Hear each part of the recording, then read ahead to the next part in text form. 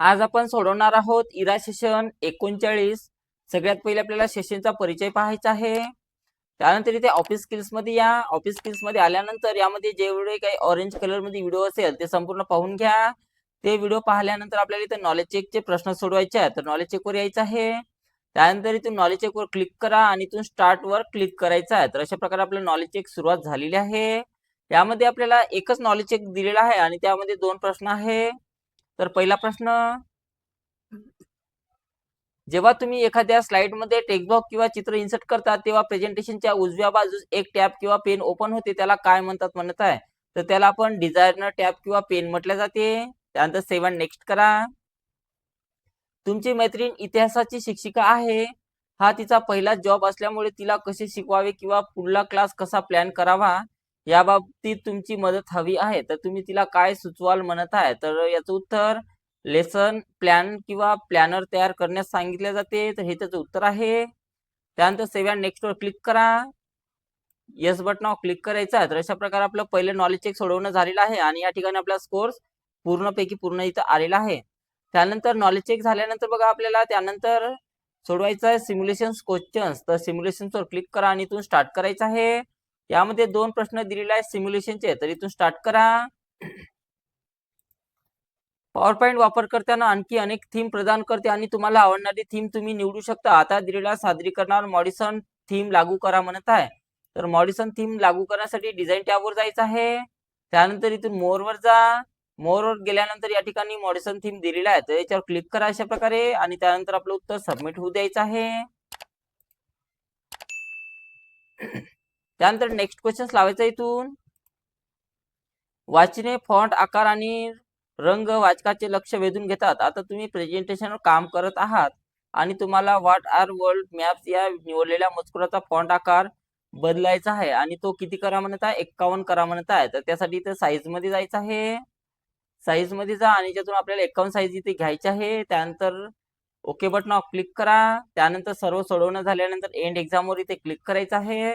तर अशा प्रकारे आपल्याला सिम्युलेशन क्वेश्चन सोडवायचे आहे आणि तो स्कोर्स आपला पूर्णपैकी पूर्ण इथं आलेला आहे। त्यानंतर बघा आपल्याला सेल्फ पाथ लर्निंग सोडवायचा, तर सेल्फ पाथ लर्निंग वर क्लिक करा आणि इथून प्रोसीड बटनावर क्लिक करा। यामध्ये बघा 4 प्रश्न दिलेले आहे, तर इथून स्टार्ट करायचं आहे। तर यामधला पहिला प्रश्न बघा, इमेज पहा, हे डिझायनर पेन युजरला कशासाठी मदत करते म्हणत आहे? तर कशासाठी मदत करते?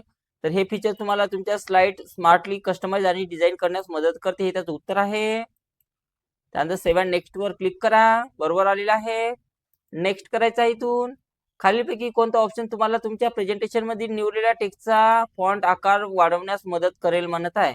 तर फॉन्ट आकार वाढवण्यासाठी बघा ऑप्शन नंबर 3 हे त्याचं उत्तर असणार आहे। त्यानंतर 7 नेक्स्ट वर क्लिक करा। तुम्ही एमएस पॉवर पॉईंट मधील स्लाइड फक्त पिक करून व माऊसचे ड्रॉप करून मूव्ह किंवा शिफ्ट करू शकता म्हणत आहे? तर याचं उत्तर बरोबर आहे। त्यानंतर 7 नेक्स्ट वर क्लिक करा। त्यानंतर बघा तुमच्या मित्राला विविध प्रकारच्या नकाशांची यादी एका ऑनलाईन पद्धतीने ठेवायची आहे, तर त्यांचे प्रेझेंटेशन लेसन प्लॅनर आहे। एका स्लाइडवर नकाशे सूचीबद्ध करण्यासाठी तुम्हाला कोणता ऑप्शन योग्य वाटतो म्हणत आहे? तर याचं उत्तर टेबल्स आहे। त्यानंतर 7 नेक्स्ट करा, एंड एक्झामवर क्लिक करायचा। तर अशा प्रकारे आपलं सेल्फ पाथ लर्निंग सोडवणं झालेलं आहे। त्यानंतर आपल्याला गाइडेड वर सेल्फ सोडवायचा आहे, तर इथून स्टार्ट करा। यामध्ये बघा 5 प्रश्न दिलेला आहे, तर इथून स्टार्ट करायचं आहे।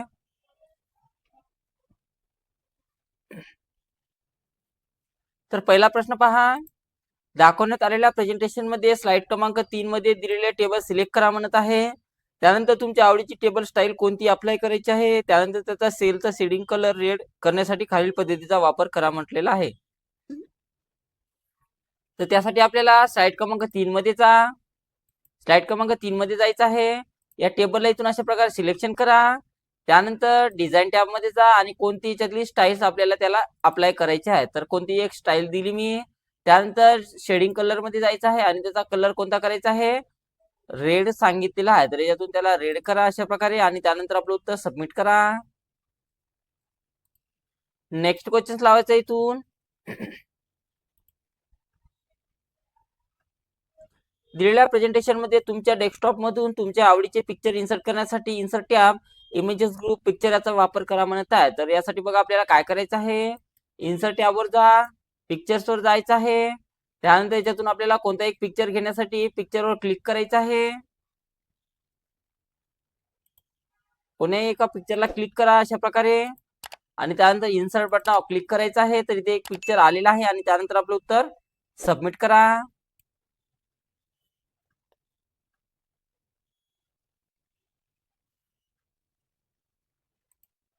त्यानंतर नेक्स्ट क्वेश्चन लावायचं इथून.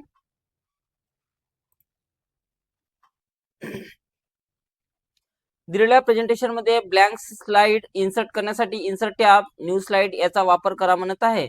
तर ब्लँक स्लाइड घेण्यासाठी बघा आपल्याला न्यू स्लाइड मध्ये जायचं आहे आणि याच्यातून ब्लँक स्लाइड याच्यातून घ्यायची आहे आणि त्यानंतर आपलं उत्तर सबमिट करा.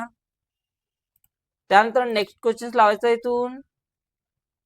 यामध्ये बघा काय म्हटलेलं आहे, दाखवण्यात आलेल्या प्रेझेंटेशन मध्ये तुमच्या डेस्कटॉपवरून तुमच्या आवडीचे पिक्चर इन्सर्ट करण्यासाठी insert tab images group picture याचा वापर करा म्हणत आहे. तर आपल्याला कोणते एक पिक्चर इन्सर्ट करण्यासाठी इन्सर्ट टॅबवर जायचं आहे, पिक्चर्स वर जा, कोणते एक पिक्चर निवडा, त्यानंतर इन्सर्ट बटनावर क्लिक करायचं आहे आणि त्यानंतर आपलं उत्तर सबमिट करा.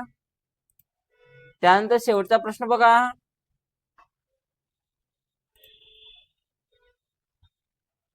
दाखवण्यात आलेल्या प्रेझेंटेशन मध्ये टेक्स्ट बॉक्स इन्सर्ट करा, त्यामध्ये प्रूफ हब टेक्स्ट इन्सर्ट करा, त्यानंतर खालील पद्धतीचा वापर करा म्हणत आहे. तर अशा प्रकारे सांगितलेलं आपल्याला. तर जे नाव टाकायचं असेल ते नाव मी कॉपी करून घेणार आहोत. तर कॉपी केलेलं आहे ते नाव. त्यानंतर आपल्याला टेक्स्ट बॉक्स इन्सर्ट करायचा, तर इन्सर्ट मध्ये जा, टेक्स्ट बॉक्स मध्ये जायचं आहे आणि ते ड्रॅग करून तो टेक्स्ट बॉक्स काढायचा आहे आणि त्यामध्ये ते नाव आपल्याला पेस्ट करा अशा प्रकारे आणि त्यानंतर आपलं उत्तर सबमिट करायचं आहे. तर अशा प्रकारे आपलं संपूर्ण गाइडेड डीयूटी व सेल्फचे प्रश्न झालेले आहे सोडवून. त्यानंतर एंड एक्झाम वर क्लिक करा, येस बटनावर क्लिक करायचा आहे. तर इथे कोर्स आपला पूर्णपैकी पूर्ण इथं आलेला आहे. त्यानंतर आपल्याला सेशन कम्प्लिशन टेस्ट सोडवायचा आहे. तर त्याच्यावर क्लिक करा आणि तो स्टार्ट करायचा आहे. त्यानंतर बघा यामध्ये बघा 5 प्रश्न दिलेले आहेत. तर पहिला प्रश्न, शाळेच्या सर्व्हरवर होमवर्क अपलोड करण्यासाठी कोणता प्रोटोकॉल वापरला जातो म्हणत आहे. तर कोणता प्रोटोकॉल्स वापरला जाते बघा, तर याचं उत्तर FTP आहे. ईमेल पाठवण्यासाठी डिव्हाइसेस वरून सर्व्हरकडे कोणता प्रोटोकॉल वापरला जातो म्हणत आहे. तर याचं उत्तर SMTP आहे. मोबाईलवर ईमेल वाचता अटॅचमेंट डाउनलोड न करताही कोणता प्रोटोकॉल वापरला जातो म्हणत आहे. तर याचं उत्तर IMAP आहे. जुन्या ईमेल क्लायंटमध्ये सर्व मेसेजेस डाउनलोड होऊन सर्व्हरवरून डिलीट होतात, हा कोणता प्रोटोकॉल आहे म्हणत आहे. तर याचं उत्तर POP3 आहे. www.mkcl.org टाईप केल्यानंतर IP ऍड्रेस शोधण्यासाठी कोणती सर्व्हिस वापरली जाते म्हणत आहे. तर याचं उत्तर डोमेन नेम सिस्टीम्स आहे, DNS म्हटलं जाते त्याला. शिक्षण विभाग शाळांशी जोडलेले पण निवडक बाहेरील लोकांनाही प्रवेश असलेला नेटवर्क याला काय म्हणतात म्हणत आहे. तर याला एक्स्ट्रानेट म्हटले जाते. त्यानंतर सेव्ह नेक्स्ट करा. विद्यार्थी घरी बसून शाळेच्या नेटवर्कला सुरक्षितरित्या कनेक्ट होतो, तर कोणती टेक्नॉलॉजी वापरली जाते म्हणत आहे. तर कोणत्या प्रकारची टेक्नॉलॉजी वापरली जाते, तर याला व्हर्च्युअल नेटवर्क म्हटले जाते, त्यालाच आपण VPN म्हटले जाते. मोबाईल वायफाय वरून मोबाईल डेटावर स्विच होतो आणि लाईव्ह क्लास खंडित होत नाही, तर कोणते फीचर आहे म्हणत आहे. तर याचं उत्तर सीमलेस कनेक्टिव्हिटी आहे.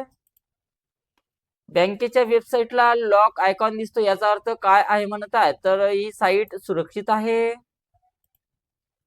2 संगणक स्विच राउटर शिवाय थेट जोडले कोणता कनेक्शन प्रकार आहे म्हणत आहे. तर कोणता प्रकार आहे बघा,